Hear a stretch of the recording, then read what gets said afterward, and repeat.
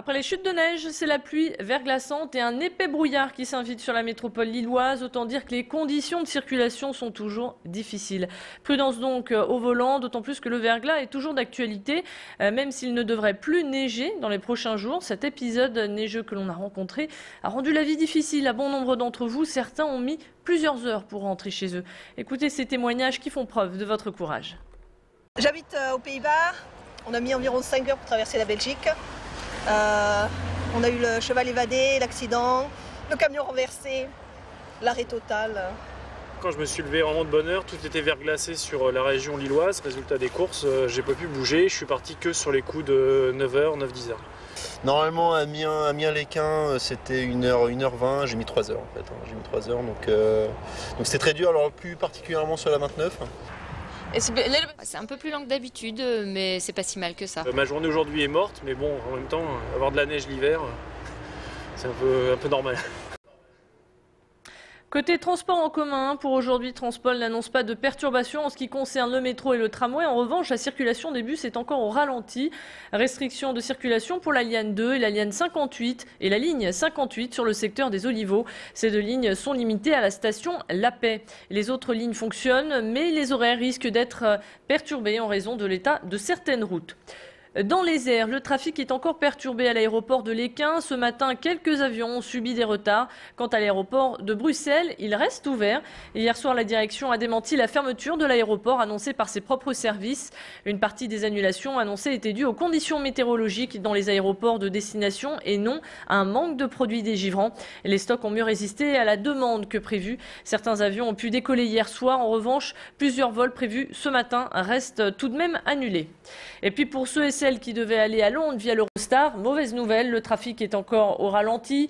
Alors qu'hier Eurostar recommandait à ses passagers de ne pas se rendre en gare de Londres et de Paris, ce matin dans un communiqué, Eurostar recommande aux voyageurs munis d'une réservation pour aujourd'hui de se présenter en gare 1 heure avant l'heure de départ initialement prévue.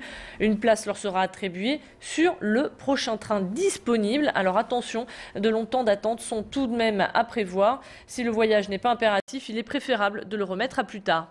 Les mauvaises conditions météo perturbent donc encore le réseau. Les trains doivent réduire leur vitesse, résultat de nombreux retards donc pour aujourd'hui. Même chose pour les TGV, la vitesse est toujours au ralenti. La compagnie ferroviaire a annoncé faire circuler moins de trains cette semaine de façon à préparer son matériel au week-end de Noël. Ce week-end, il faut dire que 2 millions de voyageurs sont attendus.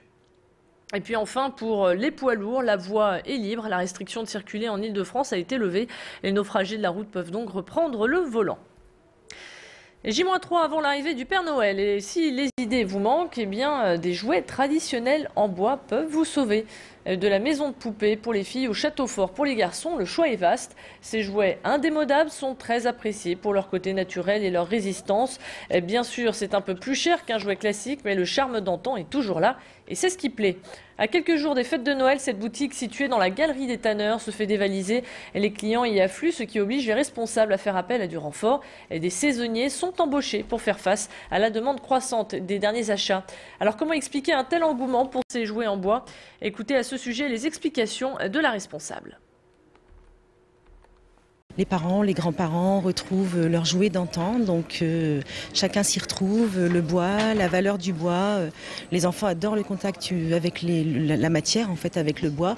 Et on est aussi sur un côté un peu éco, un peu tradition que tout le monde aime bien. C'est sûr qu'ils aiment aussi être au goût du jour avec les dernières technologies, mais on remarque quand même que les jouets traditionnels restent toujours d'actualité et ils aiment un bon cheval de bois, ils aiment un bon jeu de dada. C'est quelque chose qui se perd pas, en fait.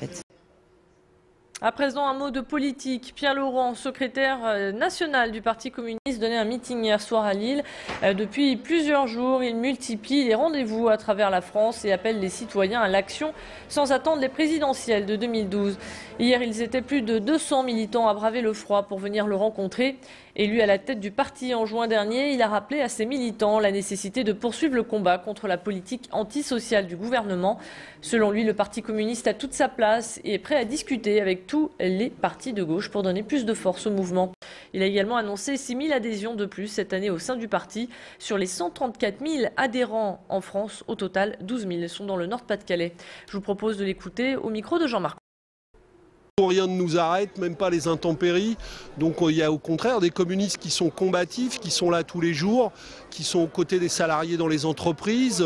Leurs élus sont là quotidiennement. Donc il y a, au contraire, le Parti communiste est une force qui est pleine d'énergie, qui est une force militante, combattante, et qui va montrer qu'elle est capable d'opposer au gouvernement actuel des solutions de progrès qui soient des vraies solutions de gauche.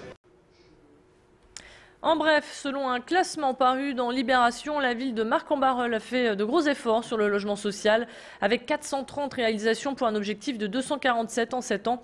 La ville obtient 17,1%, des résultats encore en dessous des 20% obligatoires, mais la commune s'applique. Cinéma, Virginie Efira et François-Xavier de Maison seront au Kinépolis de l'Homme ce soir pour présenter le dernier film de Nicolas Cuche, La chance de ma vie. L'histoire d'une belle jeune femme qui aura la poisse une fois qu'elle aura croisé un conseiller conjugal. Une liaison dangereuse remplie d'humour et de surprises. Nous serons en direct avec toute l'équipe du film cet après-midi aux alentours de 17h45. Et puis ce soir, si vous souhaitez voir le film en avant-première et rencontrer les acteurs, rendez-vous à 19h30, donc ce soir au Kinépolis. On enchaîne avec du sport. Le dernier match de l'année pour le LMBC sera sous le signe de la fête. Afin que Noël soit un moment de partage, le Lille Métropole Basket a invité tous les basketteurs en herbe au match de ce soir qui opposera Lille à Boulazac. Les clubs amateurs de Saint-Maurice-Pelvoisin, Bois-Blanc, AS Vieux-Lille ont reçu des places pour les jeunes et leurs parents avec un joli programme puisque le Père Noël sera présent, tout comme les Pom-Pom Girls déguisées en Mère Noël. Coup d'envoi des festivités ce soir à 20h. Voilà pour l'essentiel de l'actualité. Restez avec nous à suivre votre météo.